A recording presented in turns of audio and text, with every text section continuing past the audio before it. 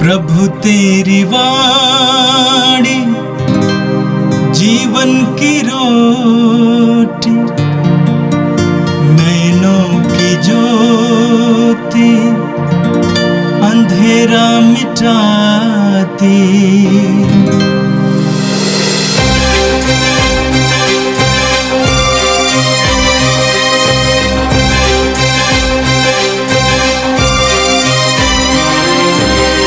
प्रभु तेरी वाणी जीवन की रोटी, नैनों की ज्योति अंधेरा मिटाती। प्रभु तेरी वाणी जीवन की रोटी, नैनों की ज्योति अंधेरा मिटाती। वाणी वाणी वाणी वाणी वाणी पवित्र है, शाश्वत है, जीवन का मन्ना है। 31 जुलाई बृहस्पतिवार। पहला पाठ निर्गमन ग्रंथ अध्याय 40 पद संख्याएं 16 से 21, 34 से 38।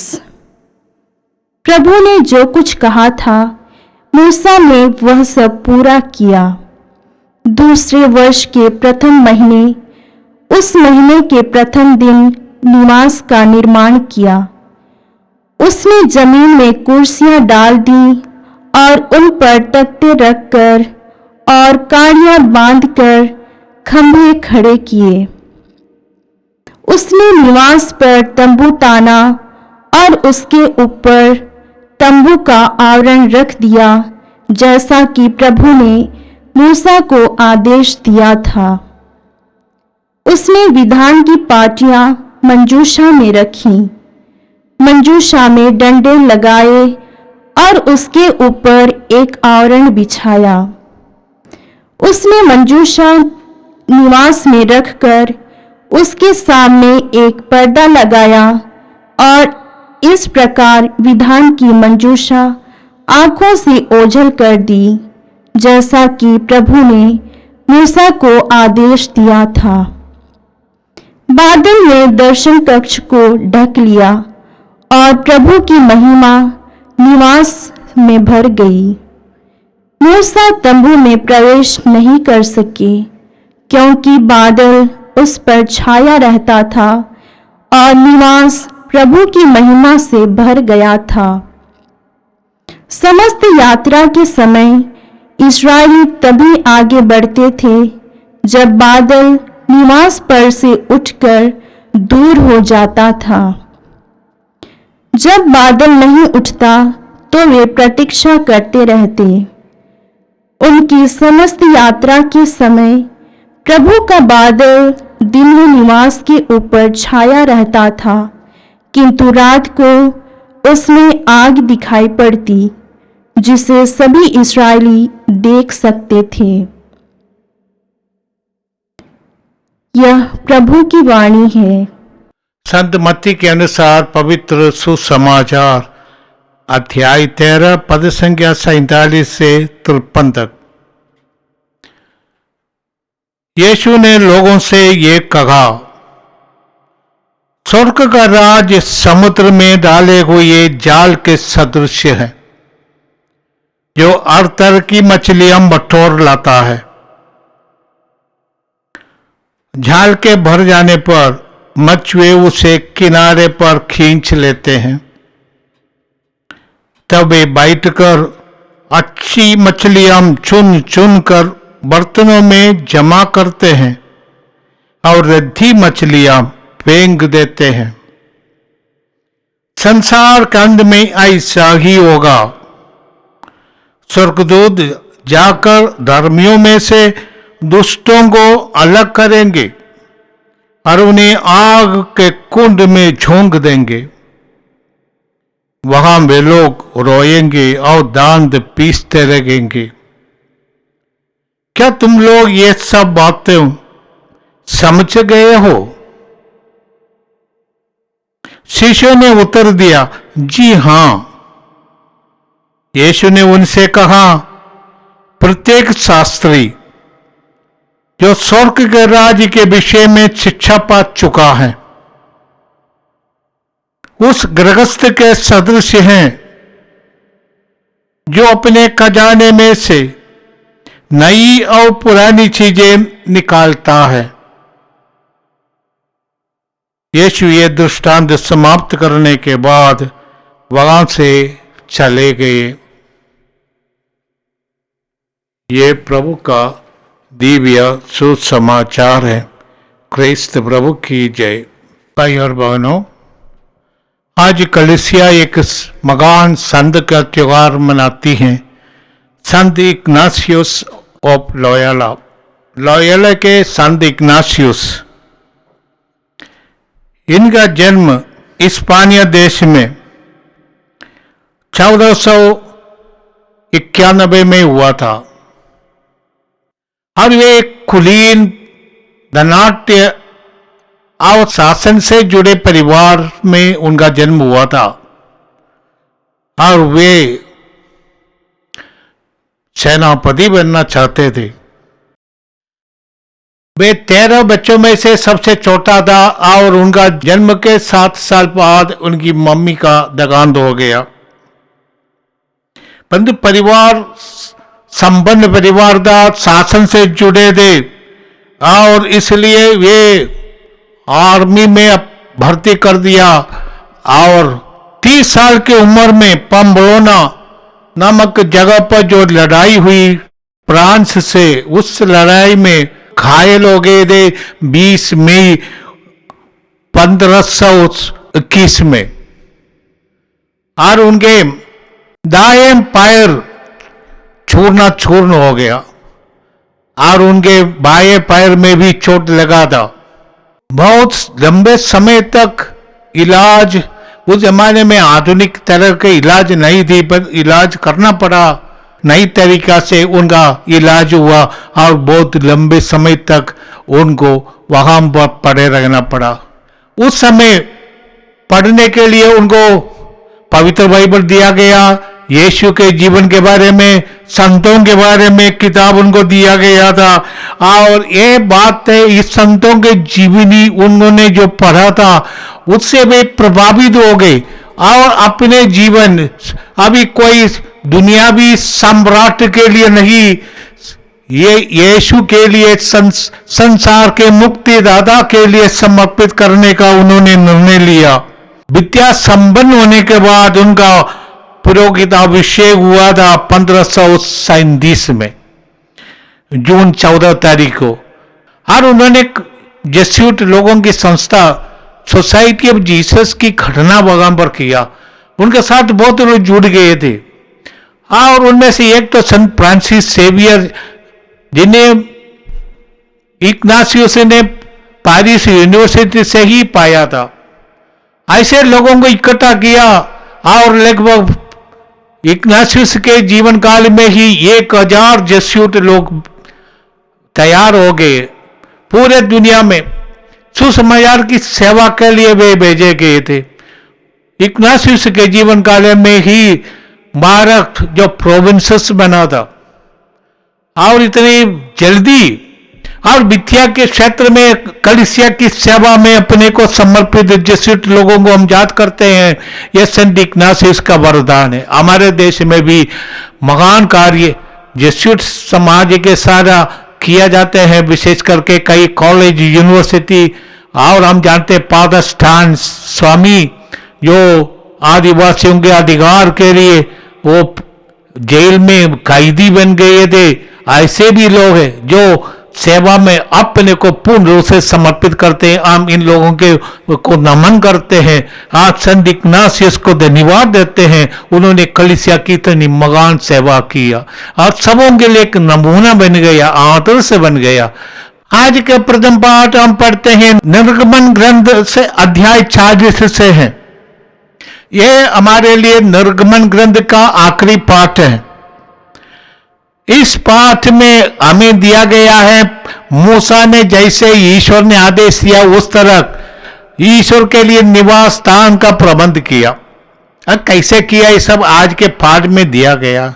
इसमें मुख्य बात यही है कि वहां पर एक वेदी बनाई और जो सीट ऑफ मर्सी अनुकंपा दया, ईश्वर के दया का वो सिंहासन, उसके सामने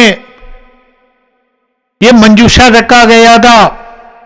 जो मंजूषा, जब पेटी, इसके अंदर ईश्वर ने जो 10 आज्ञाएं लिखकर दिया था मूसा को पाटी पर, और ये आज्ञाएं इस संदूक पर रखा और ये वेदी पर रखे थे। ये ईश्वर की उपस्थिति के रूप में यहूदी मानते हैं। अब जिस तरह ईश्वर ने आदेश दिया था वैसे ही मूसा ने किया था। और इसमें एक और बात यही है, प्रक्षालन का, पैर धोने के लिए एक चिलमच्छी जो चौकी का भी विलेपन और अभिषेक करते हैं, एक बड़ा परात जिसमें पानी भरा जाता था। लोग इस दर्शन भवन में जाने के पहले पैर धोते थे, हाथ साफ करते थे, पवित्र होकर प्रभु के सानिध्य में उपस्थित अपने को उपस्थित करते थे। ये इसका जो आदेश मूसा को दिया गया था उसके अनुकरण करते हुए यहूदियों ने मंदिर बनाया था। विशेष करके वो जेरूसलम का यहूदियों का एकमात्र मंदिर है, विशेष करके वह मंदिर जो सोलोमन ने बनाया, जिस मंदिर का सर्वनाश नबूकदनेस्सर ने किया था। इसके बाद यहूदियों ने उस मंदिर को फिर बनाया। हाँ, और उस ईश्वर के सानिध्य का जो अनुभव उनको मिला था, मूसा के समय में जो तंबू बनाया था, जो ईश्वर का निवास स्थान के रूप में जो मंदिर का आदि रूप है, और उस मंदिर में ईश्वर की उपस्थिति यहूदियों को मिलता था। जैसे आज के पाठ में हमने सुना है कि वो बादल के रूप में ईश्वर की महिमा इस प्रवेश ईश्वर के निवास स्थान के ऊपर भरा गया समस्त। तब एक बादल ने दर्शन कक्ष को ढक लिया और प्रभु की महिमा निवास में भर गई। मूसा तंबू में प्रवेश नहीं कर सका क्योंकि बादल उससे छाए रहता था और निवास प्रभु की महिमा से भर गया था। बादल के रूप में ईश्वर की उपस्थिति वहां पर मिला था। यहूदियों के लिए जैसे हम पढ़ते हैं निर्गमन ग्रंथ अध्याय 23 पद संख्या 21 से 22 में, प्रभु उनको दिन में बादल के खंभे के रूप में दर्शन देते थे और उनका मार्गदर्शन करते थे। रात को आग के खंभे के रूप में उनको दर्शन देते थे। वही प्रभु इस्राएलियों के लिए मार्गदर्शन इस दर्शन कक्षा से करते थे। उनका प्रभु का निवास स्थान जो तंबू है, यहूदियों के बीच, उनके सब गोत्रों के बीच है तंबू, ईश्वर के दर्शन कक्ष के रूप में बनाया गया था, मंदिर के रूप में बनाया गया था। और वहां पर ये बादल छाए रहते हैं, यहूदी वहां पर रहते थे। इसके बाद ये बादल रुक जाता है। वो ये चिन्ह होता है यहूदी के लिए कि अब ये उनका प्रयाण, उनका यात्रा जारी रखना है। जहां हम बादल उनको ले जाए देंगे उसके अनुसार वे यात्रा करते थे। जहां बादल रुक जाता है वहां पर अपने लिए फिर एक तंबू खड़ा कर देते थे। यहूदी के लिए मार्गदर्शन उस मैंने निर्गमन काल के समय मिस्र से वो लोग प्रज्ञात देश की ओर यात्रा कर रहे थे, उस समय इस बादल उनका मार्गदर्शन करते थे। हम जानते हैं ईश्वर हमारे अंदर अभ्यंतर में निवास करते हैं। पौलुस कोरिन्थियों के नाम पत्र में लिखते हैं कि आप ईश्वर का मंदिर है। हम हर एक विश्वासी ईश्वर का मंदिर है और पिता पुत्र पवित्र आत्मा हमारे अंतर्गत अंदर निवास करते हैं। आत्मा से प्रेरित होकर जाने वाला व्यक्ति कभी विनाश की ओर नहीं जाता। ईश्वर का आदेशों का वो पालन करते हैं। ईश्वर उनके अंतःकरण से पुकार कर बोलते हैं, मार्गदर्शन करते हैं। हमें इसकी जरूरत है। हम हर एक विश्वास ईश्वर का मंदिर है और ईश्वर में निवास करते हैं। ईश्वर की आवाज हमें सुनाई देता है हमारे अंतःकरण के द्वारा। जो इस अंतःकरण को सुनते हैं वो सही रास्ते पर चलते हैं। आज के सुसमाचार उस संदर्भ का है मत्ती के अनुसार यीशु ईश्वर के राज्य के बारे में दृष्टांतों के द्वारा लोगों को समझाते हैं। मत्ती का सुसमाचार अध्याय 13 में दृष्टांत ही दृष्टांत है, वो सब ईश्वर के राज्य के बारे में दृष्टांत है। आज का पाठ आखिरी दृष्टांत है और वह जाल का दृष्टांत, ये नवम यह दृष्टांत है। ईश्वर का राज्य की तुलना यीशु ने समुद्र में डाले हुए जाल के सदृश करते हैं। यहूदी मछली पकड़ने के लिए दो प्रकार का जाल इस्तेमाल करते थे। एक तो फेंकने वाला जाल, जो एक व्यक्ति कर सकते, परंतु उसको मालूम होना चाहिए कैसे फेंकेंगे तो वो फैल जाता है, वो फेंकने की तरीका है। मछुए ये सब खूब जानते हैं, उनका अपने आप ट्रेनिंग होता है, बचपन से ही देखते हैं, सीखते हैं, करते हैं। दूसरा है वो नेट, ड्रैगिंग नेट, वो खिंचाया जाता है।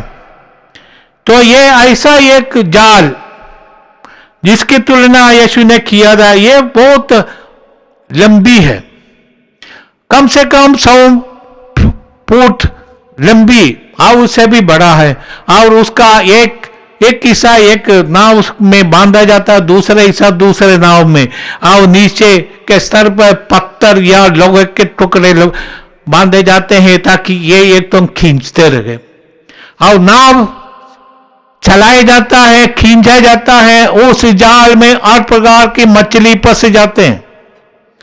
यहूदी के परंपरा के अनुसार कुछ मछलियां को अशुद्ध माना जाता है, कुछ को शुद्ध माना जाता है। ये लोग ये कहते हैं जो अशुद्ध है उसको फेंका जाता है, परंतु जाल में दोनों है, अच्छी और बुरी मछली, शुद्ध और अशुद्ध मछली। और ये कलीसिया की एक प्रकार के नमूना है। प्रभु ने इस बात को जंगली बीज और अच्छे बीज के दृष्टांत के द्वारा बताया था। मैंने हम जो कलीसिया के सदस्य हैं, कलीसिया सब होगा, धर्मी और अधर्मी, पापी और पवित्र और संत लोगों का भी ये मेंबरशिप कलीसिया के अंदर है। हमें चाहिए कि ये समझना, कभी कभी ऐसा है आम कलीसिया में भी विश्वासी कभी कभी ऐसे प्रलोभन में पड़ जाते हैं, पाप करते हैं, गलतियां करते हैं।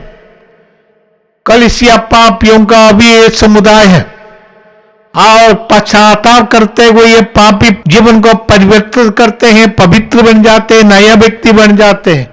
उसको चांस मिलता है जीवन में परिवर्तन लाने का।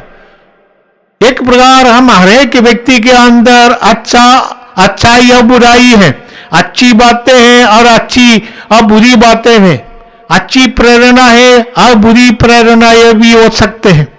हर एक व्यक्ति के अंदर दोनों है, में शुद्धता और अपवित्रता, इन दोनों के हमको इस संसार में रहते वक्त सहना भी पड़ता है।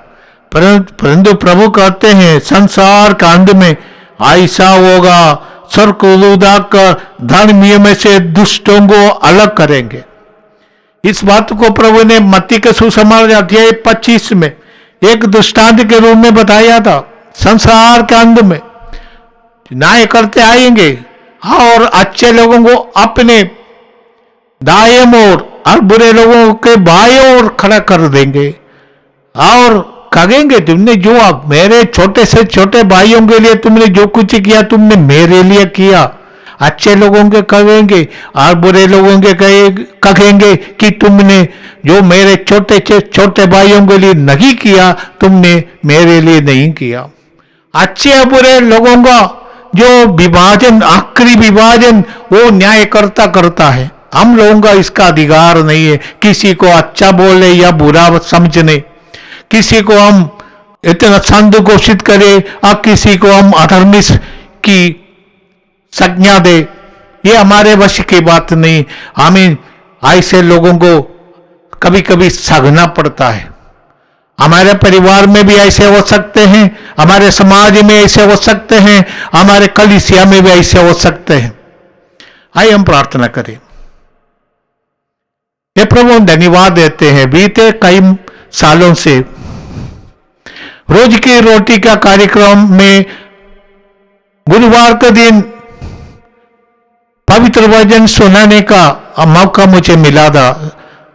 अभी मैं ये समझता हूं कि कल से मैं रिटायर कर रहा हूं, इसलिए ये मेरा कार्यक्रम का आखिरी प्रवचन होगा। मैं धन्यवाद देते हैं जितने लोगों ने मुझे सुना है और पवित्र वचन मेरे द्वारा सुना है, तुम उन सबों को आशीष और कृपा प्रदान कर, उनके परिवारों में शांति और प्रेम बनी रखे, उनमें जितने भी बुराई है उस सबको तू निकाल दे और स्वर्गदूतों को भेजकर उनको सुरक्षा दे, ताकि किसी प्रकार की बुराई या अंधकार की शक्तियां उनको और उनके परिवार को किसी प्रकार की हानि ना पहुंचाए। ऐसे लोगों को तू पवित्र रखा।